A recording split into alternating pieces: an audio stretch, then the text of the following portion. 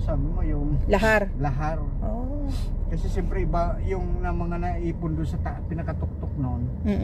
Mababasa, gumuguho. ilalabas talaga yan, guguho talaga yun. Doon yun ang dadaan sa mga kung saan sa mga... Di ba yung mabigat yun eh, parang putik, no? Putik yun, na may, kaya nga nung pumutok yun, hindi. 1993, tagal. Yan yung pinakalas na malakas na... Mayroon yan siyempre pag naipon yan doon sa pinakatuktok, yung hindi lahat naman nadalang nagumuho. Maiipon yun. Last na abang tumataas yung panahon ay yung taon.